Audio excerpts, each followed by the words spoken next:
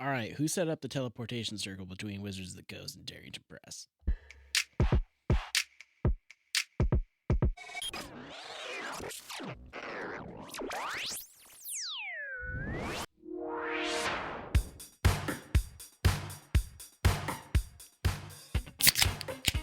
Ooh, It worked. That was beautiful. I have never seen you move so fast. Pressure was on, man. Well, if you didn't notice, It's a there's the opening crack. The double crack. The double crack. the opening Right-handed double crack. Yes. It's time for another episode of, well, actually, it's a bonus episode of Bards and Barrels tonight. We're going to bring you up to speed a little bit on the whole the mass exodus, people leaving Wizards of the Coast and heading to various places, but at least two of them that we know of have left to go to Darrington Press. Turn the lights out on your way out. It's the weirdest damn thing this week. So just initial gut reaction here, boys. What are your thoughts on Jeremy Crawford and Chris Perkins going to Darrington? There's been a couple other people left. Todd Kenrick was laid off from Wizards this week, and VP Jess Lanzillo has also left Wizards of the Coast. So all kinds of movement happening. I'm not sure we're done. I would agree with that. I mean, this is after all of Hasbro had a terrible month, quarter, half a year, Yeah. and had to lay off a whole bunch of people on the Sigil team. Yeah. So it's not great times at Hasbro right now, and Wizards is under Hasbro. I don't know. I'm so curious, right? Like, it's a big company.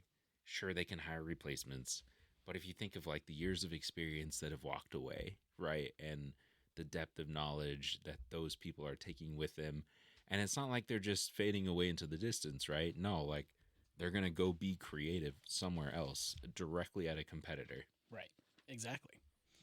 The nice thing though is like turnover is a normal business function. Like Absolutely. turnover happens. Like people get new jobs, they move, they leave, they get tired of where they're at. Like that's all very common. And so this might be nothing, but it might be not a good sign. It might be something. It could. Who knows? And it'll also open up Wizards to have new ideas, possibly, Yes, as well. Like if they bring in new people, mix it up. Totally. Let's go over the facts, kind of what happened this week, and we'll come back. We'll get to throw more of our opinion in here in a little bit. But yesterday, or earlier this week, actually, on Monday, June 16th, Darrington Press, their CEO Travis Willingham announced that Chris Perkins and Jeremy Crawford, who had previously announced that they were retiring from Wizards of the Coast, were going to become Chris is going to become the creative director and Jeremy the rules director for Darrington Press, and that was kind of what kicked all of this off. And then if you had a chance to go watch our YouTube video where Phil and I kind of do our knee-jerk reaction, and then after that, not very long after that, Todd Kenrick, who was I think his official title was like video host or something. I don't know exactly what it was. Phil, you can probably check that really quick. Some sort of content creator. Yeah, basically. Like, he was the host for their videos and things like that. He had, and here's his X post that he said, and I quote, "I have been laid off from D&D. Thank you to Chris Perkins and Jeremy Crawford and the entire D&D team for being some of the kindest, most talented, and passionate people I've ever known. This was my dream job. The tabletop community has given me everything." He did not say that he was heading anywhere else yet. But the flip side of that is recently, within the last year, Jess Lanzillo had been promoted to VP of Dungeons and Dragons for Wizards of the Coast. And she announced 3 days ago, actually, so this would have been on Sunday, that on LinkedIn, where she said, "After 8 years at Wizards of the Coast, I made the totally reasonable decision to leave a job where I got paid to argue about whether fictional lizard people have tails." Or not quotations, but parentheses, of course they can. She talks a little bit about her time there, but at the end, she ends her post by saying, I've been ridiculously fortunate for these 8 years, and now I'm lucky enough to yet again get to choose my own plot twist. The best part about having English, Ross. The best part about having super specific creative obsessions is that occasionally the universe decides to reward you for them more soon, which her post leads me to believe that she's going to announce she's going somewhere likely probably Darrington or Cobalt or you name. Time will tell, Any right, other where she's ones, going to right. go. So I did find Todd was officially the senior content marketing strategist, but most people knew him as a longtime video host and content creator. Sure. Yep. Something that popped into my mind about Todd's exit post. He maybe changed the words a little bit, but he said laid off and not terminated from. True. So Yeah, if that's it's true. if It's it's like a laid off, that reduction. means it's Wizards' decision to release him as a possibly more of a cost savings measure. Sure. Potentially. Okay, so I'm gonna do a little disclaimer here really quick, is that anything you hear in this episode from here on out is not necessarily fact driven. This is gonna be us speculating some things that are going on here. So just keep that in mind as you listen to the rest of this episode. And it's But changing quickly. it's very quickly. The news cycle is fast and furious, of course. I do find it interesting though that Todd specifically like thanks Chris and Jeremy, the two guys that just recently like walked away, Correct. and the entire D&D team, but like specifically called them out by name Yep. Yeah. the day after they Oh yeah. The announced they were timing going to there is Darrington. got to be intentional. So let's talk a little bit about what this means for Wizards of the Coast, because I think we need to go back, because the laid off part is very interesting. Yeah. The thing to me that seems odd though is like when we found out that Wizards of the Coast laid off people that were part of Project Sigil, that made sense to me because the project was kind of a flop. It's still there. It hasn't. It was going lived- to be really expensive. Yeah, it was really expensive. There's coders, things there that were going to cost you a lot of money that you probably couldn't keep on board if it wasn't something you were going to dump a lot of money into anymore, right? But it's like Todd was in a position where like he's the person out there. He's the face of Wizards of the Coast and D&D trying to sell these things. Like he was the guy on all the YouTube videos. And the fact that he's laid off, to me, to your point, Brett, means what kind of financial issues are going on that they think they need to lay off people, especially in that position. Like the Project Sigil thing's a little different. The piece they were working on was in the first place. So if you're cutting loose fat there, that's one thing. But this is like part of your marketing team. I mean, it might just be that Wizards got a directive from Hasbro to cut X%, or That could X be amount of dollars, and they had to make some really hard decisions. That's true. Yeah. I mean, who better to cut than someone in a high profile position, because you're going to save the most money. Right. Well, and And he wasn't necessarily developing content. sure. True. Right. So Like you're not publisher losing out content, on the yeah. publishing content necessarily. That's true. You're not making money off of what he does necessarily. Not directly. Correct. Well, I maybe. mean, he's helping in theory, Yeah. of course, but yeah, I mean, if Jeremy Crawford and Chris Perkins were already ready to retire, because it certainly sounded like that, Phil, from what you and I were talking about the other day, was that like they had been working on succession plans and they weren't going to leave until after the 50th anniversary, which was this last year, and then they rolled out basically essentially the next 3 to 4 years of books that they've come up with. So it's like if they were leaving already, and to your point, Brett, if they had to cut 10%, well, those two are already out the door, cut somewhere else and you hit it or whatever. And that's the good news for Wizards, is they already have set out the path of where D&D is headed. Yeah, the new people are going to come in and probably make their own footprint or make their own Sure. fingerprints on what that looks like, but they've started a lot of those balls rolling down the hill. Right. So like we're going to continue to get content. We're still going to be developing new campaigns or modules or something that's going to still be coming from Wizards. It's just going to have some different names and maybe potentially a little bit different flavor to it. Well, I think you hit it on the head at the beginning of the episode. It's like everybody just needs to take a collective deep breath here, because what you're seeing is two people that we already knew were leaving, really, Mhm. and now business decisions are being made. People are making moves based on this happens all the time. That's Yeah. the point. So it's like before these guys were around that were very public figures for D&D, did anybody pay attention to who any of these guys were 20 years ago or 30 years ago? And then now 40 years ago, we're getting back to Gary Gygax and those guys Right. when it originally came out. But, you didn't worry about it before, so why are you worrying about it now? And some of that just has to be the fact that it's super popular. A lot of people are in it, and now all of a sudden everybody's worried about it. And visibility Sure. Yeah. to them publishing information that they are leaving. Like Right. Gary Gygax wouldn't have said that. Like, Right. Well, and how would He didn't have a forum to say that. Exactly that. I Right. mean, that's the thing now is, short news cycle and social media platforms make it very easy to disseminate information. Yep. true or not in some cases, but in this case, obviously true. I almost wonder too, though, like if part of it being in the spotlight too is because of those layoffs they had back in December. Like they laid off like 1,100 people, Yeah. Right. which is a lot of people.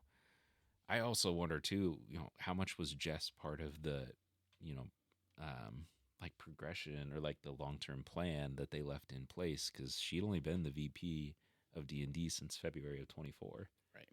So Makes me think that she maybe wasn't as involved in the long-term planning. But they also have so many things set up, right? Their release is coming this summer, like Gen Con's coming up, so they must already have a plan. Like Wizards must have a plan of how they're going to execute all those things. There's still a regardless lot of this. people working there. Oh yeah, absolutely. Right. And they're just names we're not as familiar with. And I think something everybody can take solace in is D&D is a very recognizable brand. So if anybody out there is in the marketing world, it's like strong brands survive things like this because people aren't buying it because Jeremy Crawford's the rules director, even though they may know who he is, or because Jess is the VP. They're buying it because they know what D&D is and what it means. So at the end of the day, as long as that brand's still there, whether Hasbro keeps it or not, down the road, speculation again, it's still going to be recognizable enough. It's going to be around for another 50 years.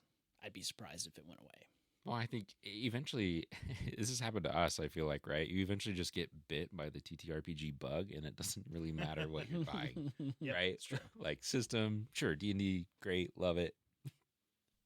And that leads us to our next point. Let's talk about what this means for Darrington Press. We'll get to like the bigger world of TTRPGs here in a second, but let's kick it off with Darrington. Darrington has had some products recently that have maybe felt a little disjointed. So it's like Candela is a very like almost module driven play system, and Daggerheart is intended to be more of a longer term system. But from some of the reviews that we've heard, it's like people saying, "Oh, this is amazing what's in Daggerheart," but D&D already had it.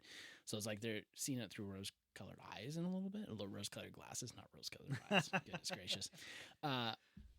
But anyway, point being, to fix the issues that Darrington has seen with some of their modules, how do you fix those? You bring in people with decades of experience to fix that, who know how to do it. Do you think, though, if you never played D&D and you played Daggerheart, that you would think the same thing?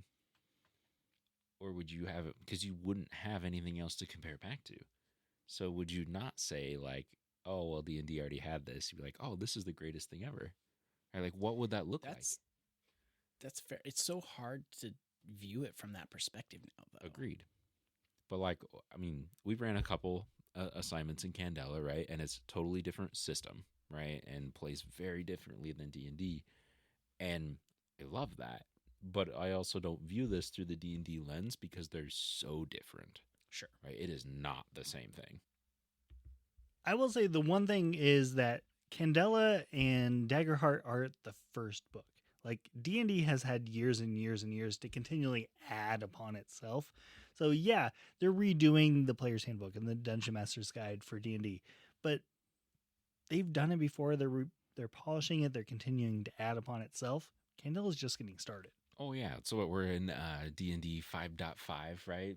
Technically edition, right? This is 1. Sure. Right? Like think of how far potentially this game is going to come over years. Sure. Yes. And I think from a business perspective, what they're doing makes sense. Like if you want to perfect this and polish it, you hire people to help you do that. And that's what they did. That have been doing it for almost 20 years. Right. Absolutely. Now going back to like talking about like perspective, like I'm going to, when I read through Daggerheart, whenever I get it, I'm going to look at it. It's going to be from the perspective of the fact that I play D&D because it's hard to like disassociate myself with that. Right. But like even thinking back to 5-6 years ago when we all started playing D&D, what other systems were there at the time? Call of Cthulhu, D&D, and that was about Pathfinder, which is D&D 3.5 based on D. Yeah. So it's like those three were the main three, and look how far we've come in 5 to 6 years, and how many are out there. So we have more than that on our shelves. We do. Let's not talk about how much money we've spent on this game. No, let's not. The other thing with any sort of these new books is that, like, if you're coming into Call of Cthulhu or Candela or Daggerheart, or any of these, you're probably already playing D&D. Like, True. So I would say it's a very small fraction of people that come in and start with one of those other TTRPGs. That's fair. Right. Yeah, that's a fair assessment. It is hard now. I agree, especially older players for sure. Anybody Oh, yeah. our age. The problem is like how many new players are we gaining right now? Because like there's kids playing in high school where the Dagger Heart may be the first one that they've ever played ever. Which, like, going back to this point, it's like we didn't have that option. And if they're watching Critical Role, Mm-hmm. potentially they do jump straight in. Well, and what That's kicked all this fair. off? I mean, Stranger Things really started the D&D revolution because that's where it became mainstream again. And then from there, it showed up with Critical Role and their campaigns, and then The D&D movie. D&D movie, Vox Machina being Yep. on Amazon, and now all this stuff, and it's very mainstream now. So you're absolutely right that there could be new players out there that have never played D&D, whereas all the older players are going to be coming from that background of one of the 3 original TTRPGs. I can't even imagine what it would be like to be like, oh, I watched Critical Role play Candela and I loved it, so we played Candela, and now I'm gonna start playing D&D. Can you like That'd be even so weird. imagine what that would be like? Like D&D would be so rules heavy, Yeah. and so comparison. many more die. Like, Oh my god! Wait, I went from this book to like this is just the player's handbook, you know? Like, Right. oh my god. But also, there's so much to Oh, yeah. consume. Right, That's oh, true. Absolutely. I mean, just lore wise, like it's so extensive. That's what I'm excited about, I think, for Darrington though, is because these are first edition, right? Like what else is coming, right? Like what other things are going to be coming in these settings? And that I think that's what's exciting to see this grow. Yeah, the potential between just adding more power to their repertoire of experience, knowledge of how to develop a system, knowledge of how to take a book to market, even is like all of those things. There's a lot of just headaches that you have to go Yeah. through to develop something for the first time that they don't necessarily have to do now because they have those new resources on the team. I think I said it really well when we were talking in the video earlier this week, Phil, was that, you know, the upside for Darrington is the sky's the limit for them. Mhm. It's no guarantee of success hiring these guys, No. but it could go anywhere. Sky's the limit for them. And really for Wizards, because you have such a strong brand, people leaving is not the basement for them. So it's really like this really strange back and forth and finding the middle ground and not panicking or And not in the being in the low lows or the high highs. Right. And I think it's important to remember that like competition drives progress, right? So the fact Yeah. that there's some turnover at Wizards is going to create opportunity for growth there for new talent to step into some of those roles and develop things differently or develop new material. And Candela has brought in some experience, right? So they can continue to build on to what they already have in existence. And then those two are just going to continue to push the market forward Right. as they compete with one another. So that's a good segue. It's talking about how this affects the TTRPG world as a whole. Is you know, I think Brett, you made the analogy earlier about the pie, right? So it's like, you know, and if you're looking at TTRPGs as a pie, most of it is D&D. Like they have the market share on a lot of that, but that pie is growing bigger and bigger and bigger all the time because there's these new players coming in, and that market share is getting smaller. But competition makes everybody better, right? Yeah, it's like just because D&D is maybe losing out on these 2 really key resources doesn't mean that they're not going to continue to grow. All right. Correct. So they might not grow quite as quickly as they did if they had this experience on their team, but they're going to still continue to grow, so pump out new content, and they will adapt and change and reshuffle how they're doing things. But on the other side, Darrington Press is getting all this stuff, and so they maybe grow faster than they would have previously and get more of that chunk of the expanding pie. What I also kind of think back to with Wizards too, right, is when they acquired D&D Beyond, because Yep. that's an entirely other revenue source for them. And since they've done that, right, they've opened the doors on things that you can purchase in D&D Beyond. So you can buy more than just Wizards of the Coast material inside of Beyond. Sure. And I assume they're getting some sort of kickback from that. So Oh, that God. also allows them to partner with, I mean, shit, they even have a Critical Role book in there, right? Right. So Yeah. like there's already some crossover there. They're working with Global Press on some things. Like they're sharing some of that space already.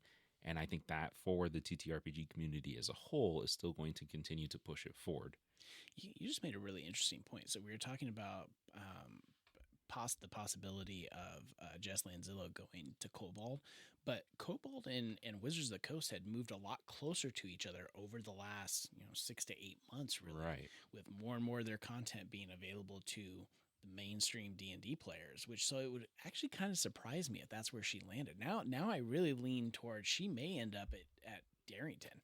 I mean, it could be one of the smaller ones, but to me, Darrington has the bandwidth to hire somebody at that level. But right? do they need her too, in addition to the two they just brought on?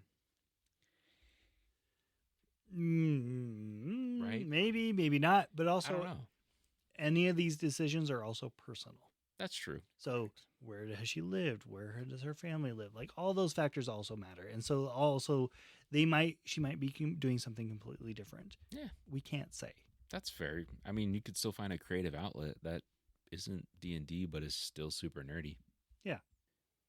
So speaking of finding a place, so figuring out where Jess Lanzillo is going to land and everything in this, but you make a good point of if Darrington has a place for her. So we found it really interesting that in the LA Times, and I think from Darrington themselves, Travis Willingham was mentioned as the CEO of Darrington. He's the CEO of Critical Role Productions, like the umbrella company.